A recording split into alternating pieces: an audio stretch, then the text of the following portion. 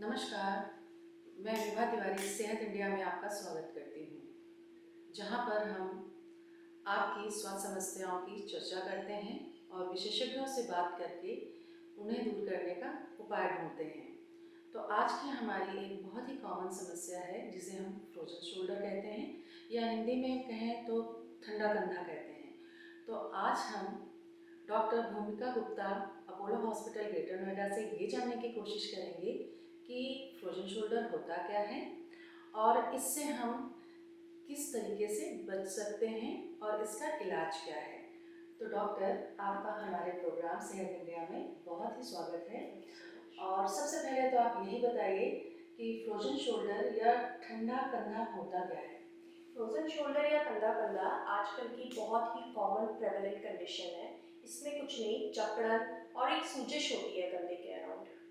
जो हमारा कैप्सूल होता है एक तरीके की कवरिंग करता है कंधे की, उसका सूजन बढ़ जाता है, तो इसे हम कहते हैं ठंडा कंधा। क्या फ्रोजन शोल्डर सिर्फ ओल्ड एज में होता है या यंगस्टर्स भी इससे जूझ सकते हैं? Of course ma'am, frozen shoulder जैसी condition generally women's above 40 years of age में बहुत कॉमन है, लेकिन ये यंगस्टर्स में भी पाई जाती है। इफ़ अगर आपको डायबिटीज़ है, थायराइड है या फिर प्रीवियसली कोई कंधे की इंजरी रही हो, हिस्ट्री उस तरीके का रहा हो कि जहाँ पे कहीं पे आपको स्ट्रेन लगा हो कंधे में, आप कंधे के बल गिरे हो कभी पास्ट में, तो उस केस में भी आपको क्रॉस करेंगे अगर आप 40 या आपके अर्ली 30s में, you can suffer from frozen shoulder. और हम कैसे पहचानें कि ये एक सही समय है डॉक्टर के पास जाने के लिए? जब फ्रोजन शोल्डर की शुरुआत होती है तो कोई सा भी पर्सन सिंपली आपको कंप्लेन करेगा कि मेरा कंधा में जकड़न है या स्टिफनेस है या हाथ उठाने में तकलीफ है। ये सबसे पहला लक्षण होता है इसका। इस लक्षण के बाद में आता है जहाँ पे वो अपनी डे टू डे या रोज़मर्रा की एक्टिविटीज़ में रुक जाता है, जैसे कपड़े पहनना, वहाँ से उसकी रेंज रिस्ट्रिक्ट होती है शोल्डर की। शोल्डर बियॉन्ड 60 डिग्री जाना बंद कर देता है, 90 डिग्री जाना बंद कर देता है बियॉन्ड, क्योंकि हमारा पूरा शोल्डर का रेंज होता है अगर हम सर्कल घुमाएं तो 180 डिग्री। लेकिन जब हम शोल्डर को साइड में से उठाते हैं तो 120 डिग्री तक तो हमारा शोल्डर नॉर्मली जाता ही है। लेकिन जब रेंज रुकने लगे, आपके सुबह उठ रहे हैं, ऐठन है, जकड़न है आपके कंधे के आसपास, वो सबसे पहला लक्षण है आपका कि आपको ठंडे कंधे की शुरुआत हो चुकी है या फ्रोजन शोल्डर से आप जाने वाले हैं। तो हमारा अगला सवाल ये है कि इसका इलाज कैसे किया जाता है और क्या इसे केवल दवाओं से ठीक किया जा सकता है या इसके लिए फिजियोथेरेपी की भी रिक्वायरमेंट होती है? Physiotherapy plays a very major role ma'am इसमें हम फिजियोथेरेपी के रिलेटेड बहुत सारे मोबिलाइजेशंस टेक्निक्स, बहुत सारे मसल रिलैक्सेशन टेक्निक्स और बहुत सारी मोडालिटीज़ का यूज़ करते हुए कंधे की एक एक फाइबर को रिलीज़ करते हैं, एक एक मांसपेशी का सूजन हटाते हैं, फिर हम रेंजेस को धीरे धीरे अचीव करते हैं। बहुत सी ऐसी एक्सरसाइजेज इसमें मैंने बीइंग अ फिजियोथेरेपिस्ट इंट्रोड्यूस करी हैं जो कि पर्सन अपने घर से बैठे बैठे भी कर सकता है और अपनी रोज़मर्रा की एक्टिविटीज़ को ईजी कर सकता है। सबसे पहली जो मैं रेकमेंड करती हूँ वो है दीवार पे गोला बनाना ताकि रेंज अचीव हो सके। दूसरी एक्सरसाइज है दीवार पे हाथ को चलाना, ऊपर से नीचे और नीचे से ऊपर। ये दो तरीके की एक्सरसाइजेज हैं। कुछ स्ट्रेचिंग की एक्सरसाइजेज हैं शोल्डर की जो भी हम पेशेंट को लोग रेकमेंड करते हैं। डेफिनेटली बहुत सी ऐसी एक्सरसाइजेज हैं जो अगर पर्सन फिजियोथेरेपिस्ट को अप्रोच नहीं कर सकता है डे टू डे बेसिस पे, तो वो वंस सेटिंग में आके एक्सरसाइजेज सीख के और घर पे जा सकता है। नंबर 1 मैंने आपको बताई, एक तो गोला घुमाने वाली एक्सरसाइज है दीवार पे, दूसरी हाथ चला के चलने वाली है। बहुत सारी स्ट्रेचिंग की एक्सरसाइजेज हैं जो हम डेमॉन्स्ट्रेट करते हैं पेशेंट को। पेशेंट एक बार सीख ले तो आराम से 15 से 20 दिन उसको करके फिर हमारे पास फॉलोअप के लिए आ सकता है ताकि हम उसका प्रोग्रेशन बता सकें उन एक्सरसाइजेज का। तो हमारा एक अगला सवाल ये है कि आप कैसे रेंजेस डिसाइड करते हैं, कैसे डायग्नोज करते हैं कि जैसा कि आपने बताया कि 3 रेंजेस होती हैं और किस पर्टिकुलर रेंज में कौन सी ट्रीटमेंट जो होती है या एक्सरसाइजेस होती हैं वो आप फॉलो करते हैं? पहली बात तो मैम डिपेंड करता है कि पेशेंट हमारे पास किस स्टेज में आ रहा है। इसकी भी 3 स्टेजेस होती हैं जिसमें पेशेंट हमारे पास प्रेजेंट कर सकता है। Freezing stage, frozen stage and last is थॉइंग stage. उसे हम 3 स्टेज में डिवाइड करते हैं। तो सबसे पहला जो स्टेज है वो आपका ये है कि दर्शाता है कि कितना स्टिफनेस है और कितना पेन है। तो जब शुरुआती सूजश या फिर स्टिफनेस है आपके कंधे में, उस टाइम पे हम एक्सरसाइजेस ना रेकमेंड करके पहले उसको थेरेपी के द्वारा या मोडालिटीज़ जो हमारे इंस्ट्रूमेंट्स होते हैं फिजियोथेरेपी के, उसके द्वारा हम उनको ट्रीटमेंट करने की कोशिश करते हैं ताकि आसपास की सूजन खत्म हो कंधे की। फिर जो सेकंड स्टेज आती है उसमें ये ट्रीटमेंट रहता है कि पेशेंट के बहुत सारे ऐसे मैनोवर्स हैं कंधे के रिलेटेड जिसके थ्रू हम उस कैप्सूल जो जम गया है वहाँ पे उसको तोड़ते हैं, उसको तोड़ के उसको फ्री करते हैं कंधे को, और साथ साथ हम उसके थेरेपी भी चलाते हैं। थेरेपी चलाते हैं जो आपका पेन रिड्यूस करने में हेल्प करती है, मोबिलाइजेशन जो कि आपका कंधा खोलने में हेल्प करती है, एंड लास्ट स्टेज जब हमने पेन रिड्यूस कर दिया, हमने उसको मोबिलाइज करके खोल दिया कंधे को, फिर हम रेंजेस पे काम करते हैं। तो इस तरीके से हम डिपेंड करता है कि पेशेंट हमारे पास किस स्टेज में आया, उस हिसाब से हम उसका ट्रीटमेंट प्रोटोकॉल डिजाइन करते हैं। It depends upon individual to individual also.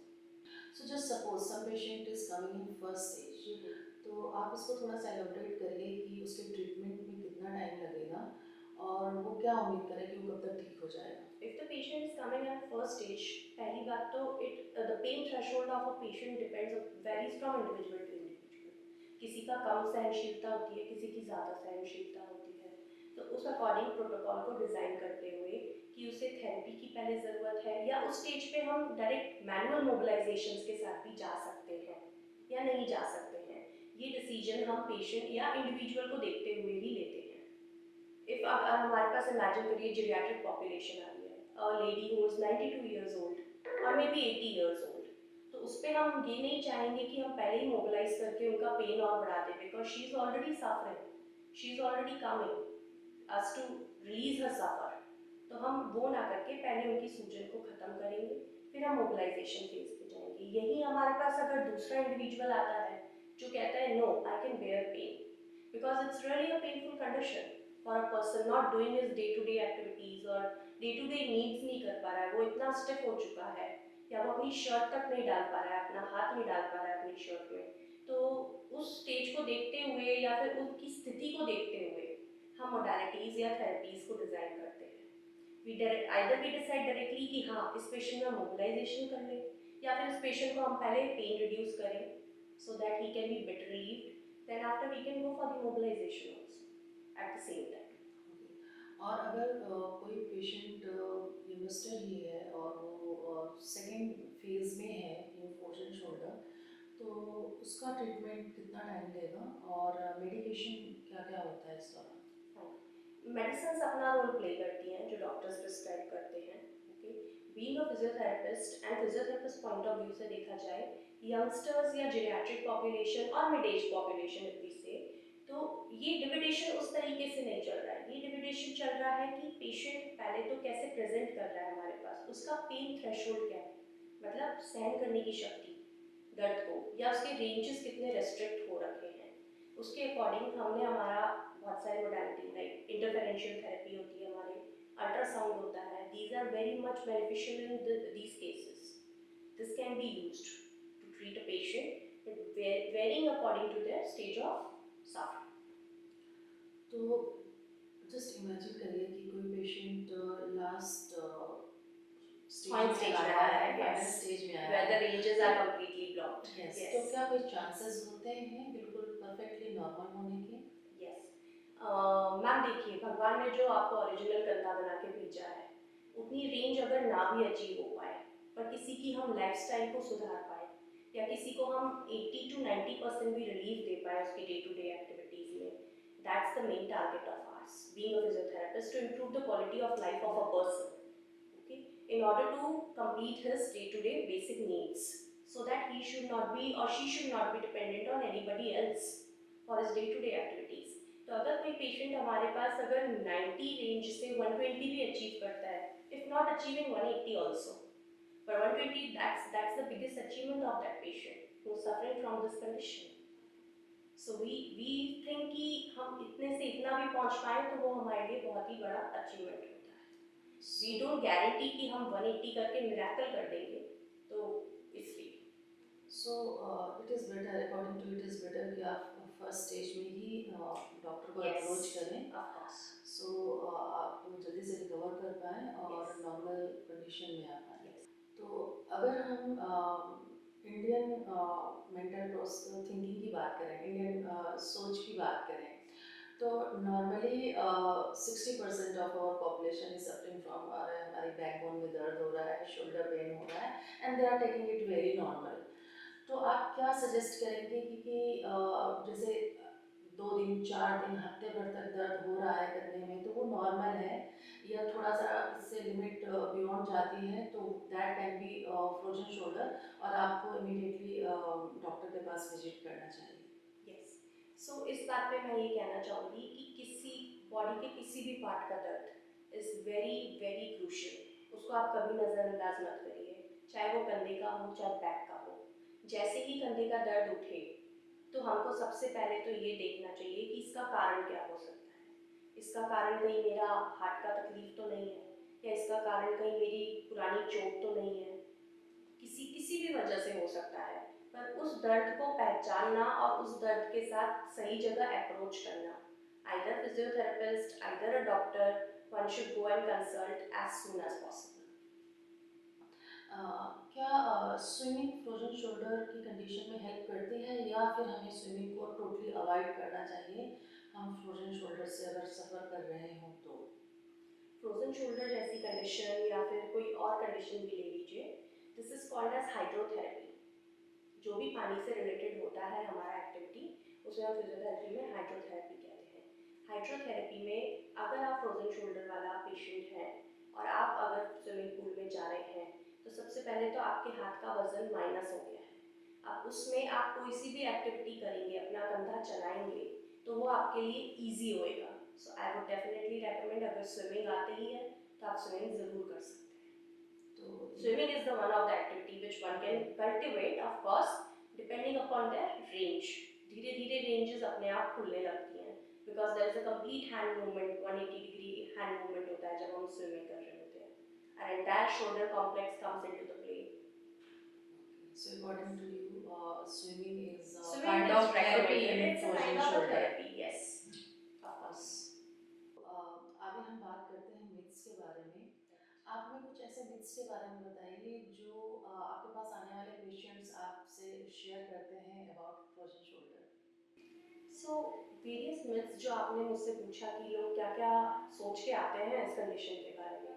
सबसे पहली चीज़ वो ये सोचते हैं कि मैंने अपना कंधा बहुत यूज़ करा है, पूरी ज़िंदगी मैंने अपना कंधा यूज़ करा है, तो शायद इस वजह से मेरा कंधा अब जाम हो गया है। बट नहीं, वैसा नहीं होता। It's a process. ये आज का इंजरी नहीं है, इट्स अ रिकरेंट। बहुत सारे फाइबर्स टूटे हैं कंधे के अंदर, फिर जुड़े हैं, फिर टूटे हैं, फिर जुड़े हैं, और अब वो बंद गए हैं। सो ये एक मिथ है जो मैं ख़त्म करना चाहूँगी। दूसरा मिथ ये है कि ये सिर्फ सर्जरी से ही ठीक हो सकता है। नहीं, ऐसा नहीं है। Physiotherapy gives you 100% relief with this condition, depending कि आप किस टाइम पे हमको प्रेजेंट कर रहे हैं अपना condition. And lastly, it is not a kind of a arthritis. ये भी एक बहुत बड़ा मिथ है लोगों में कि मेरे कंधे में अर्थराइटिस हो गया है। ये अर्थराइटिस वाली कंडीशन से बिल्कुल अलग है। अर्थराइटिस होता है because of degenerative changes in the joint. It is not related to joint. Joint के आसपास की झिल्ली जो है, जो कवर कर रही है हमारे जॉइंट को, शोल्डर जॉइंट को, उस झिल्ली की ऐंठन है, सूजन है। तो सबसे ये 3 जो स्पेशल मिथ्स आते हैं मेरे पास, इनको मैं बस्ट करना चाहूँगी आज की टॉक में। Or lastly, I just want to ask, what is your advice on frozen shoulder? Uh, how we can prevent ourselves from getting into it?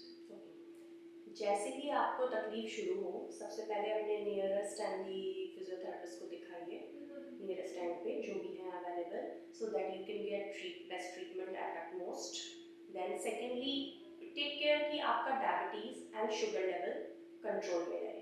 Keep checking up your sugar level, thyroid level, and previous अगर कोई history रहा हो आपके shoulder का injury का, तो उस लिए भी अगर आपको पेन उठ रहा हो तो उस चीज़ को भी आप रूल आउट करें, एंड इस कंडीशन से आप बच सकते हैं। So, thank you so much doctor for sharing this valuable information with us.